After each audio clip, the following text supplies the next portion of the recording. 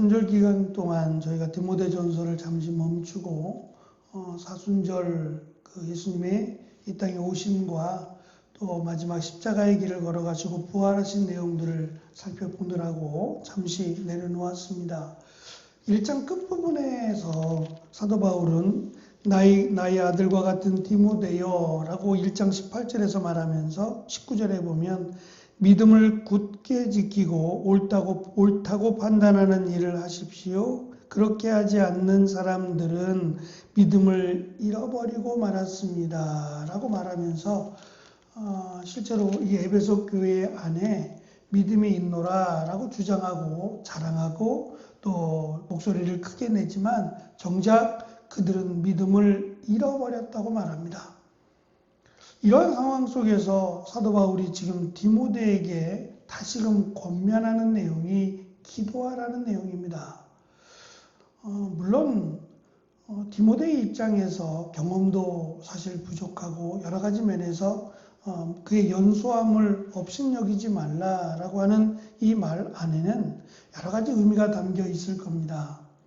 그럼에도 불구하고 사도 바울은 디모데가 나이가 어리고 디모데가 경험이 부족하니까 기도나 하라 라는 식으로 말하는 게 아닙니다. 아무리 경험이 많고 아무리 그가 노련하게 목회를 잘한다 할지라도 지금 사도 바울의 입장에서 가장 중요한 것 그리고 반드시 해야 될 일은 이러한 절망적인 상황 가운데서 기도하라 라고 하는 내용이라는 점을 우리는 기억해야 됩니다.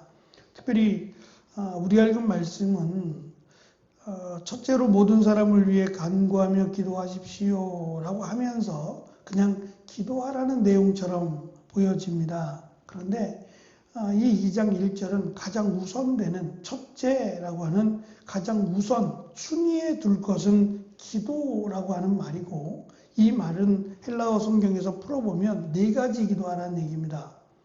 4가지를 한 가지가 아니라 그냥 막연하게 기도하고 이 문제를 해결해달라고 애쓰고 떼쓰는 그런 기도를 말하는 게 아니라 4가지의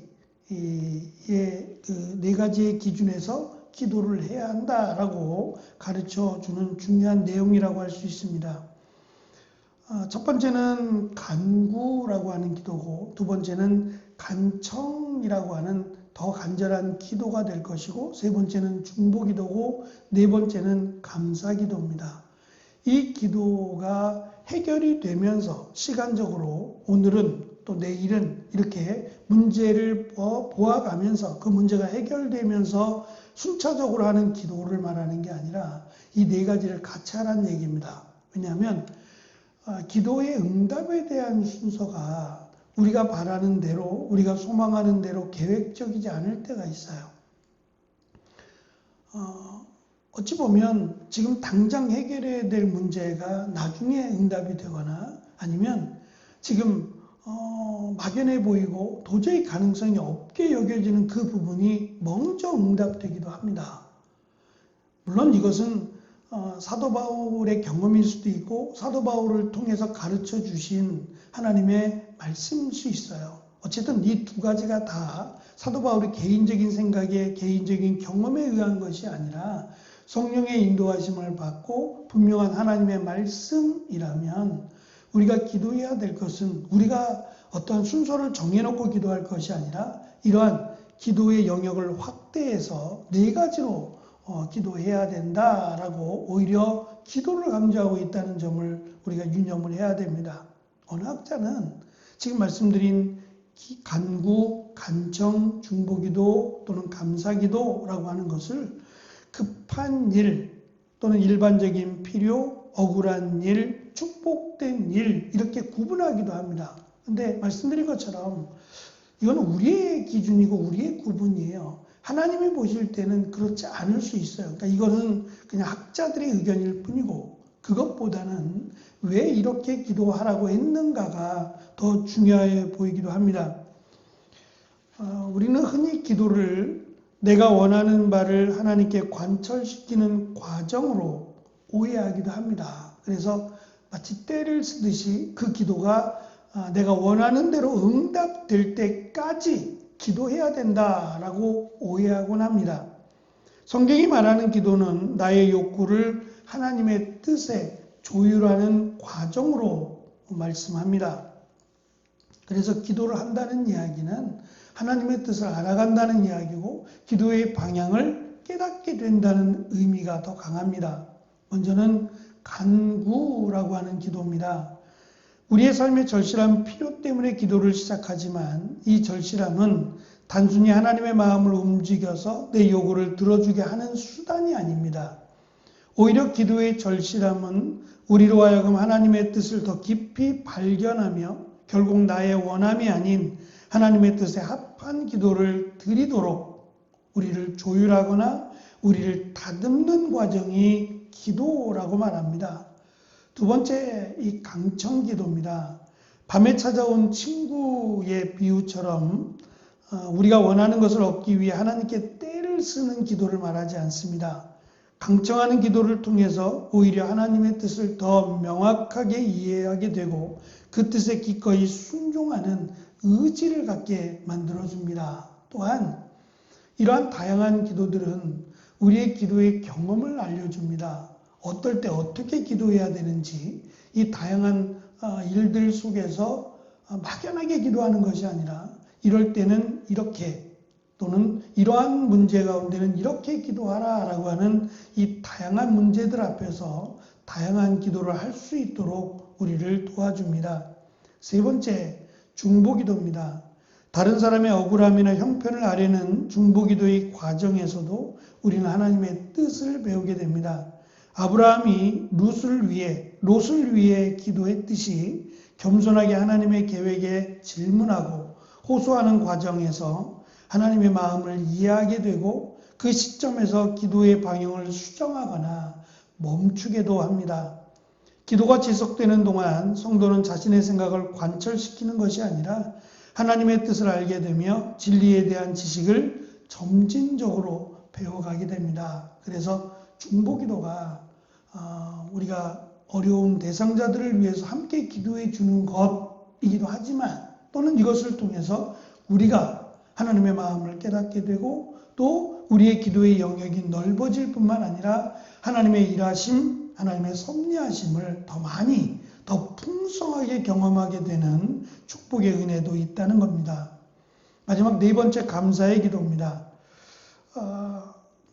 이 바울 서신에서도 그렇지만 기도의 내용 가운데 거의 마지막은 감사의 기도로 마치게 되는데 이 감사의 기도가 응답이 되었기 때문이라고 말하지 않는다는 점이 중요합니다.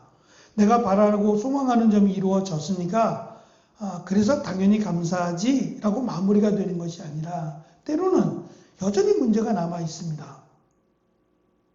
해결된 것 같지 않고 문제가 남아 있는데도 불구하고 감사의 기도를 하라고 말합니다. 이것은 기도가 그러니까 그 기도의 제목 또는 기도의 문제가 마무리되지 않았어도 기도를 시작하게 하시고 기도를 통해서 이루어 가시고 또 이루어 가실 하나님을 믿기 때문에 가능한 일입니다. 그래서 우리의 기도가 비록 기도의 문제가 정리가 되지 않고 여전히 남아있고 여전히 기도해야 된다 할지라도 여전히 우리는 감사의 기도를 해야 된다라고 하는 점을 특별히 강조합니다. 다시 말하면 지금 어떤 면에서 사도 바울이 이렇게 권면하는 것은 디모데가 감당하기에는 너무도 어렵고 너무도 힘들고 무거운 문제예요.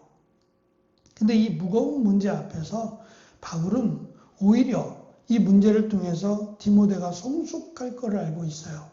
그 성숙할 수 있는 비결이 바로 기도라는 점이에요. 어떻게 보면 젊다 또는 어떤 할 수 있는 능력이 있다라는 점이 오히려 우리를 넘어뜨리고 우리를 더 연약하게 만들 수 있어요.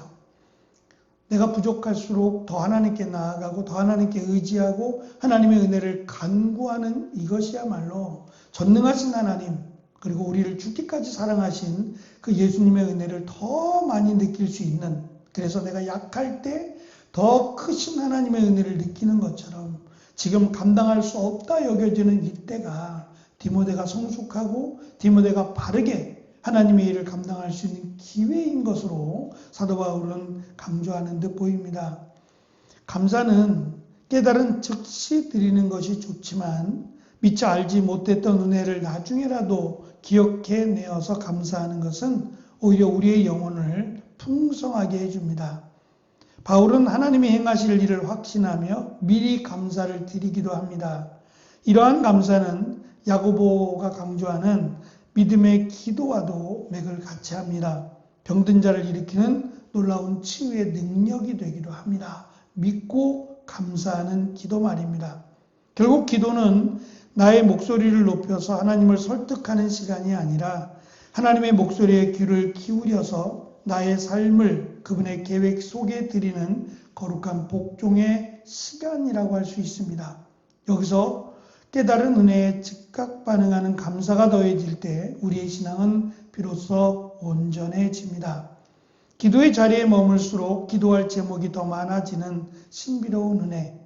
기도는 결국 나를 변화시켜 하나님의 뜻을 이 땅에 실현하는 거룩한 통로라고 우리에게 말씀하고 있습니다. 축복의 통로인 기도를 통해서 우리의 믿음의 영역이 넓어질 뿐만 아니라 하나님의 일하심 그리고 하나님의 은혜가 더욱 풍성한 귀한 은혜의 시간이 되시기를 축원합니다. 기도하겠습니다.